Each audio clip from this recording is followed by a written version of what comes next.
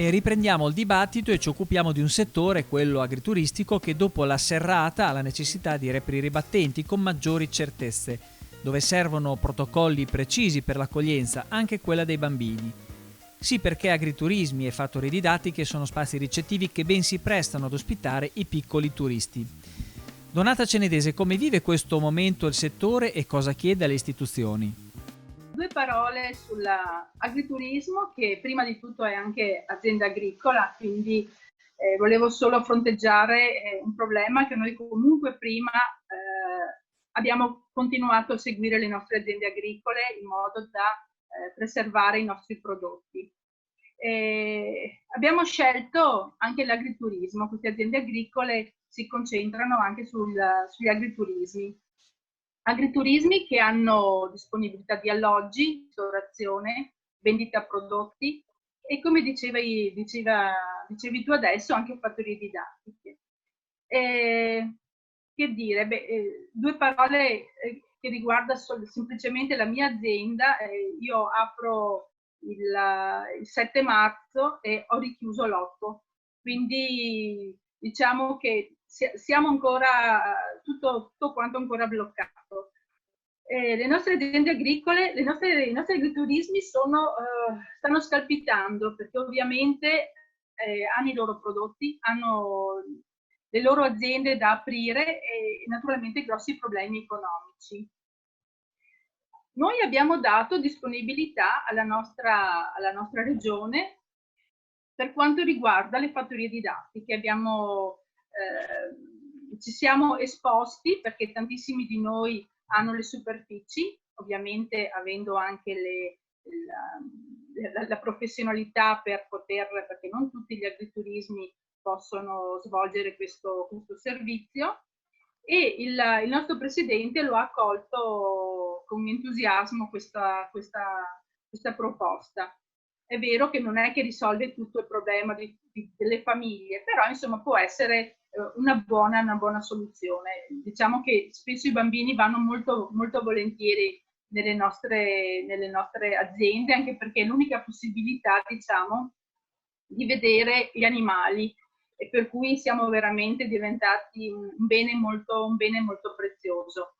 Credo che i miei soci continueranno su questa possibilità. Certo, non nascondo che è un grosso impegno, perché mantenersi a tutte le attenzioni che richiede il coronavirus, le dico che è una cosa molto, molto impegnativa e quindi ci mette veramente allerta. Noi siamo già preoccupati ovviamente per aprire i nostri agriturismi. E considerato che a tutt'oggi abbiamo perso tutte le prenotazioni con l'estero e gli stranieri non si sognano di venire in vacanza in Italia, sicuramente fino a settembre abbiamo tutto quanto cancellato. Noi lavoriamo molto con gli stranieri. Calcola che noi siamo agriturismi che vanno dalla montagna al mare. Quindi vorrei dire che il 60% noi lavoriamo esclusivamente con il turismo. Però siamo pronti. Passo la parola. Benissimo, poi speriamo insomma davvero che anche magari questo bonus vacanze, un po', insomma che si resti il più possibile in Italia da parte di tutti, per compensare chiaramente questo momento in cui dall'estero è stato difficile avere delle presenze. Benissimo. Barbara, se c'è questa situazione di incertezza nell'agriturismo, se c'è invece una certezza nel settore frutticolo, che un buon 50% delle imprese dell'Emilia Romagna hanno subito dei danni da gelo, come ci può confermare, credo, il nostro amico Patuelli, che è frutticoltore della Romagna. Un'annata peraltro che non è stata per nulla generosa, perché appunto prima le gelate devastanti e poi insomma c'è stato che ha compromesso buona parte dei frutteti, alcune varietà e alcune specie di frutteti sono assolutamente irrecuperabili, e poi è scattata l'emergenza sanitaria.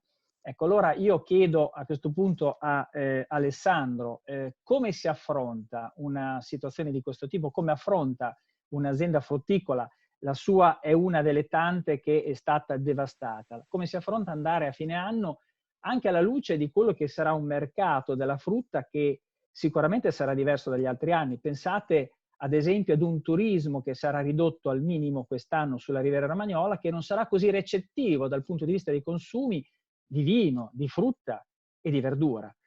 Alessandro, magari spiegaci un po' come è andata sinteticamente, giusto per dare l'idea di qual è stato il danno della tua azienda, che è molto simile ad altre, e poi insomma ci spieghi come tu affronterai la tua annata in questa situazione. Bene, grazie. Vi saluto tutti innanzitutto. Mia azienda, diciamo che potrebbe essere l'azienda tipo della Romagna, nel senso che nel bel mezzo dell'inizio del Covid-19, dell'emergenza Covid-19, ha ricevuto a più tornate, varie notti, direi 7 notti, di gelate. Gelate improvvise, gelate non brinate, gelate che non si ricordano da tantissimo tempo. Sicuramente il danno più esteso, si parla del drupace, quindi diciamo di tutto quello che sono albicocche, nettarine e susine nel periodo estivo, e si va leggermente migliorando su quello che possono essere le produzioni autunnali invernali. Quindi avremo sicuramente più pere, avremo le mele, avremo il kiwi, ma quello che riguarda la frutta estiva, sicuramente quello che dicevi tu, un 50% più o meno è quello che assomiglia alla realtà.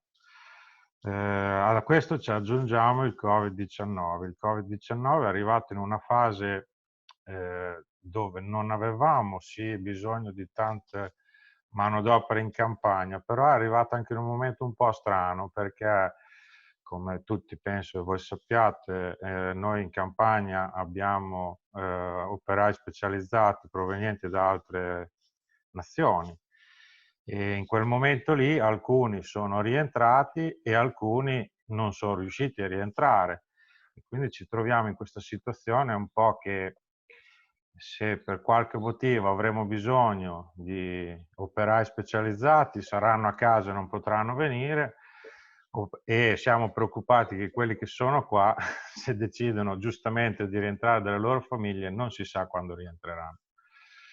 Questo è un po' il quadro che ci siamo trovati di fronte, è un quadro che da un punto di vista, cioè messo tutto insieme, è veramente pesante. Poi cosa succederà non lo so, anche perché, come dicevano prima giustamente i presidenti, ma anche tu, il mondo è cambiato, le vendite sono cambiate, cioè abbiamo un'Horeca completamente azzerata che partirà forse tra un po'. Abbiamo una GD completamente cambiata, perché comunque noi producevamo tantissimo per i paesi europei, ma anche per extraeuropei. Adesso è bloccato quel mercato lì al momento, e quindi sono da rivedere tutti i numeri, sono da rivedere tutto dall'inizio, e quindi fare adesso un quadro è anche un po' fatica, insomma. Però la situazione purtroppo nella Romagna è questa, cioè manca anche questo prodotto, e quindi si è creato questo altro problema. Grazie per il momento. Ecco, e magari una domanda ancora, approfitto per la cimice asiatica, insomma, se ne parla tanto, dalle vostre parti ha colpito, c'è anche attesa, no, per questi lanci della Vespa Samurai, insomma, cosa ci puoi dire? Va bene, allora volete proprio per tutte le disgrazie? No, stavo scherzando. La cimice asiatica, io la vedo sempre, la divido su due punti fondamentali, io da imprenditore agricolo. Secondo me la cimice asiatica va vista in due fasi, una che è la ricerca e l'altra è il sostentamento in attesa che la ricerca dia una risposta. Ci tengo su questa cosa qui perché purtroppo la ricerca è un po' lenta, è un po' ferma. In questi anni in agricoltura non si è mai investito tanto sulla ricerca, e quindi noi come imprenditori, sì, è chiaro che se arrivassero dei soldi a fondo perduto, dei soldi per aiutarci per un anno come lo scorso, che è stato drammatico, e questo che potrebbe essere tale, Però sarebbero molto più importanti indirizzare quei po' di soldi che arrivano e spingere molto sulla ricerca. Il secondo punto è sostentamento in attesa della ricerca, dico io, perché comunque qualche strumento non efficacissimo, ma ce l'avevamo e tutti i giorni ci vengono tolti. Toglierci quei po' di soluzioni che avevamo in atto, sicuramente non sono soluzioni efficaci, però fin quando non hai un altro tipo di soluzione più migliore, diciamo, queste piccole cose vanno tutelate, non vanno demonizzate, perché comunque si rischia di perdere la produzione, cioè si rischia che l'agricoltura smette di fare quel tipo di produzione perché è completamente attaccato da una cimice che non sa difendersi. Adesso, volendo fare un esempio, stavo parlando del clorpirifos, insomma, che È un poteva principio essere attivo, un principio attivo. un principio attivo che ci poteva dare una mano a sostentarci in qualche anno fin quando la ricerca non ci dia delle risposte. Sul fatto dei lanci, io spero che ne abbiano lanciate veramente tante, che la cosa funzioni, però è un processo naturale, richiede del tempo. È molto efficace, ma sarà efficace nel 3, 4, 5 anni, perché si deve creare un ecosistema nuovo. E 4-5 anni sono tanti se la cimice ha una pressione elevata.